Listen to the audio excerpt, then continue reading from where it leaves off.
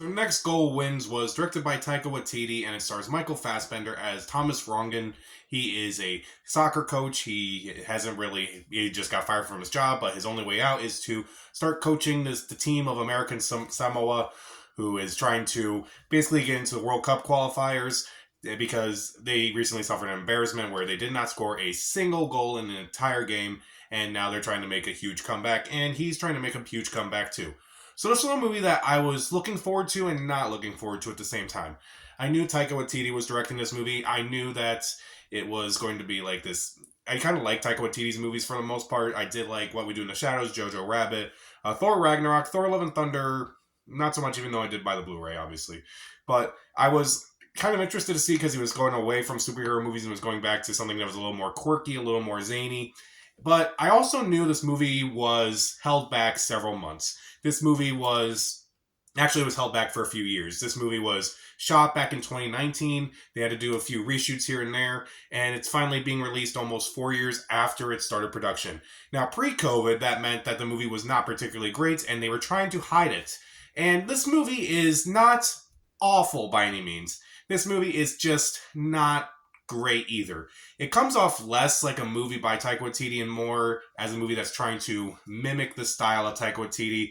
Comes off more like the humor from Thor Love and Thunder rather than some of his other movies. So I will start with the things I do like, to be fair. First off, the actors do a pretty good job, particularly Michael Fassbender and Keimana. I don't know if that's how they pronounce their name, but I thought they both did a really good job. Michael Fassbender in particular, he doesn't really do a lot of comedy, but here he actually does a lot of comedy in this movie. It's actually mostly well done. I did like his relationship with Keimana in this movie. I thought their character was very interesting as well.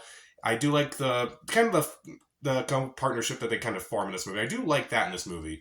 And I also do like some of the dramatic scenes in this movie. Surprisingly, the dramatic scenes got me more than the funny scenes, and I'll talk about that. But there's a scene towards the end of the movie where Michael Fassbender's talking about like why he's kind of behaving the way that he does, and it's actually very effective. And I also do like that the message itself is kind of interesting, given that most sports movies kind of like follow the same type of message, where it's like, if we just work hard enough, we can win this thing.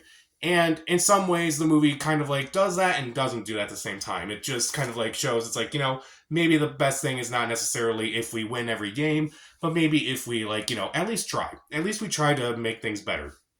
And also, there are some jokes that kind of made me laugh here and there, but that's also part of the problem. Only a few jokes made me laugh in this movie. There were several jokes in this movie that kind of just fell flat.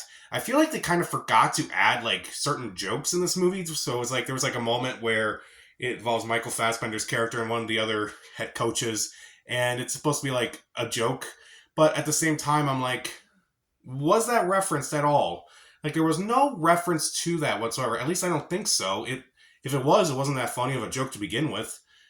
Okay, like I felt like the other head coach. I forgot the actor who played him, but I felt like it was kind of like Korg from Thor: Love and Thunder.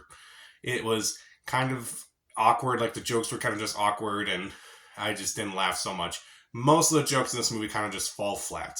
And also the team itself. Like there are a few people who kind of get some moments here and there, like someone who was a cop but then joins the team, someone who was very embarrassed by the game that they were in and they're still part of the team. Again, Keimana's character is probably the most integral part of this movie. But a lot of the other people are very underdeveloped. Like they're not really that well written, so it's kind of hard to like actually care about most of these people, other than like their simple goal of scoring a goal. No pun intended. So it just kind of didn't work for me overall. It kind of felt like a sitcom. Like if you told me this was like a sitcom on like maybe code written by Taika Waititi, kind of like Reservation Dogs or something like that, maybe I would buy it. And maybe that way you could develop some of these characters more. But it's like it kind of was like kind of a not so great sitcom. Like the jokes didn't work. I wasn't laughing a lot. It was just kind of a movie where I'm going, I want to like this thing, but I just can't. There's a phrase out there where it's like, you can fake being serious, but you can't fake being funny. And I think this movie is the perfect definition of that. The dramatic scenes really work in this movie. The comedic scenes, not so much, unfortunately. So even though there are a couple good performances here and there, the dramatic scenes do work and the message is at least nice. I felt like most of the comedy fell flat. I felt most of the team was just underdeveloped. It was kind of like a sitcom version of this storyline that was made into an hour and a half movie. Honestly, I can understand why it was pushed back several times, but I guess it could be worse. So I'll give Next Goal Wins 2 out of 4 stars. Stream it. So, what's your favorite sports comedy out there? Comment down below, subscribe to the channel. This is Pat. Stay safe.